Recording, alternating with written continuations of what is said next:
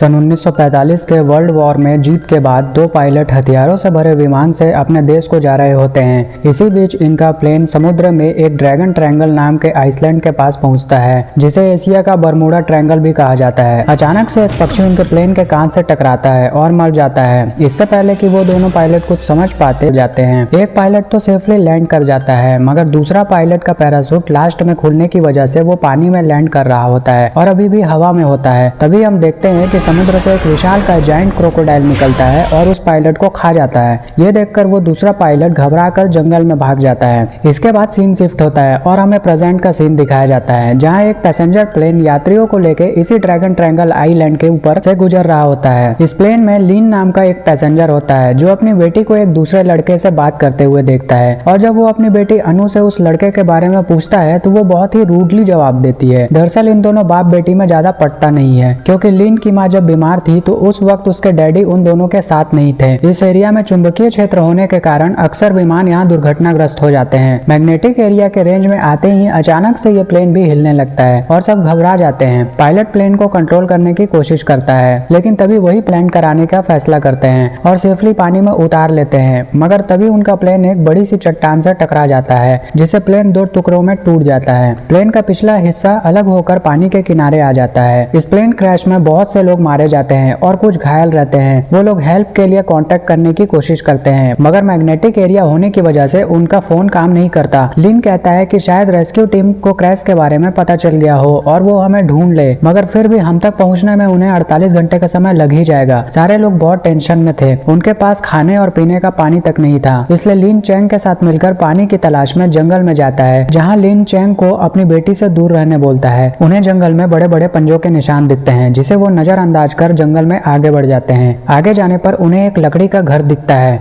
इधर एक लड़का पानी से अपना सामान उठा रहा होता है, जिसे कोई चीज पानी में डुबा देती है, मगर कोई उसे देख नहीं पाता। ली नाम का एक आदमी अपनी प्रेग्नेंट वाइफ को बैठा के मेडिकल किट ढूंढने जाता है, जहाँ ली की वाइफ अनु से उसके और उसके डैड के बारे में बात करती है, जिससे हमें पता चलता है कि लीन और अनु उसकी मॉम के फ्यूनरल से आ रहे थे। इधर ये लोग जब उस झोपड़ी के अंदर जाते हैं तो उन्हें वहाँ कुछ बॉम्ब, गोली और एक डायरी मिलती है, जो उसी पायलट की होती है जिसे मूवी की शुरुआत में दिखाया गया था। उस पायलट ने इस अपनी डायरी में बताया होता है कि इस आइलैंड में एक बहुत ही विशालकाय जायंट क्रोकोडाइल है, वो भी दुनिया का सबसे बड़ा। ये सुनकर वो लोग वापस भागते हैं। इधर चाओ नाम का एक आदमी एयर होस्टेस से पानी छीनने लगता है, जिस वजह से ली और चाओ में बहस हो जाती है और वो दोनों लड़ने लगते हैं, जिसका बीच बचाव करने प्लेन का पायलट आता है और उसे धक्का लग जाता है, जिससे कि वो पानी में गिर जाता है और उसे एक क्रोकोडाइल खा जाता है। उन लोगों को कुछ समझ में आता उससे पहले बहुत से मगरमच्छ पानी से बाहर आ जाते हैं। मगरमच्छ से बचने के लिए वो लोग जंगल में भागते हैं। जब लीन और चैंग वापस आते हैं तो उन्हें वहाँ कोई भी नहीं दिखता, लेकिन वहाँ मगरमच्छ के पंजे के निशान होते हैं और मारे गए लोगों की डेड बॉडी भी गायब होती है, जिससे वो लोग समझ जाते हैं कि ये काम मगरमच्छ का है। मगर उनके पैरों के निशान उतने बड़े नहीं थे जितने कि उस डायरी में बताए गए थे।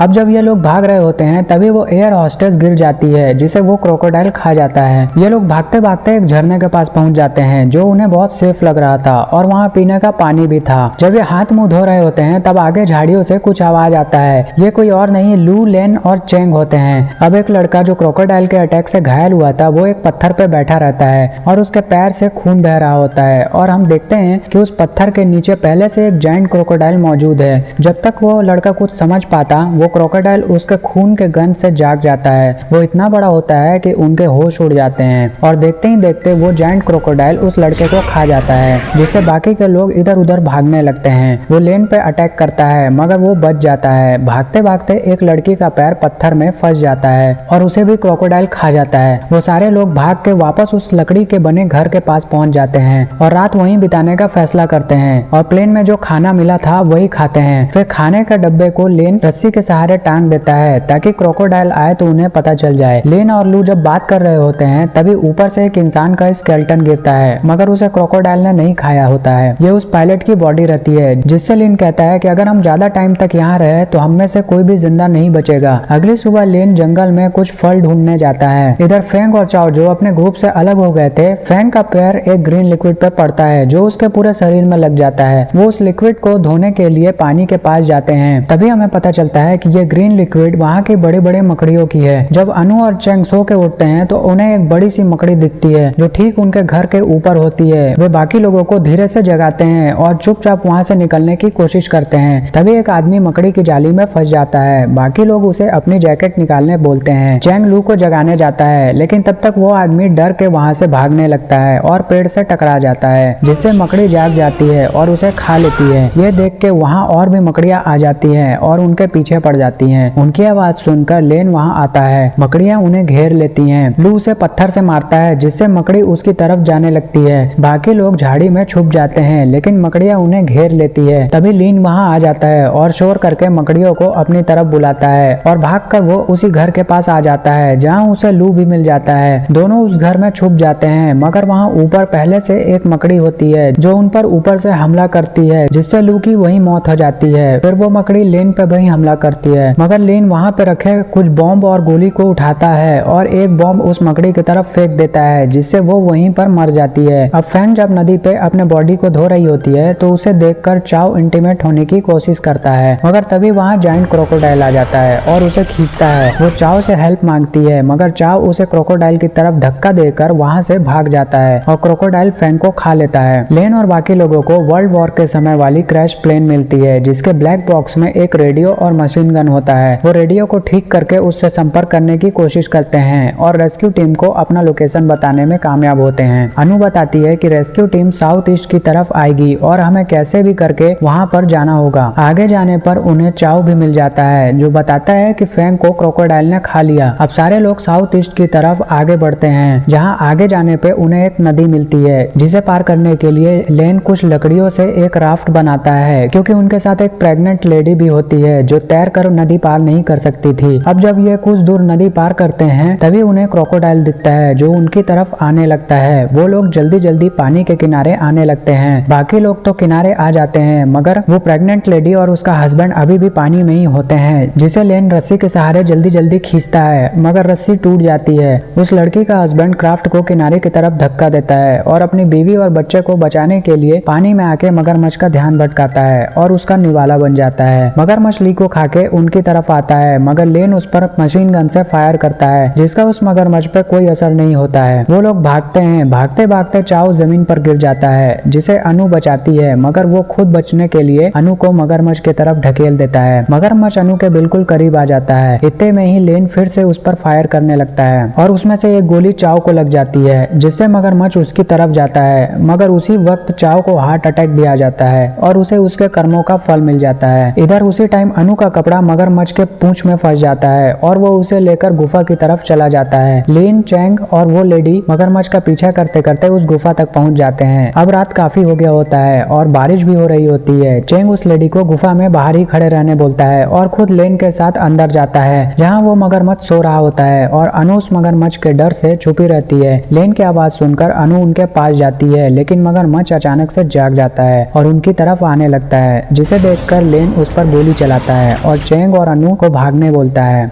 क्रोकोडाइल लेन के पीछे जाता है। लेन एक गड्ढे में चला जाता है और ग्रेनेड उसके हाथ से बाहर ही गिर जाता है, लेकिन क्रोकोडाइल उस तक पहुंच नहीं पाता है। चैंग अनु को छोड़ के वापस लेन को बचाने गुफा में जाता है। लीन चैंग को बाहर पड़े ग्रेनेड से क्रोकोडाइल को मारने बोलता है, मगर ऐसा करने से लीन भी मारा जाता, इसलिए चैंग क्रोकोडाइल को लोहे के टुकड़े से मार के अपने पीछे बुलाता है। फिर दौड़कर पत्थर के पीछे जाके क्रोकोडाइल की तरफ ग्रेनेड फेंक देता है, जिससे क्रोकोडाइल वहीं गिर जाता है। वे लोग सोचते हैं कि क्रोकोडाइल मर गया, मगर वो अचानक ही उनकी तरफ बढ़ता है, जिसे लेन अपने चाकू से फाड़ डालता है। इसी के साथ ये मूवी खत्म हो जाती है और रेस्क्यू टीम भी उन्हें ढूंढ लेती है और उन चारों की जान बच जाती है। मूवी देखने के लिए धन्यवाद। चैनल को सब्सक्राइब जरूर करें।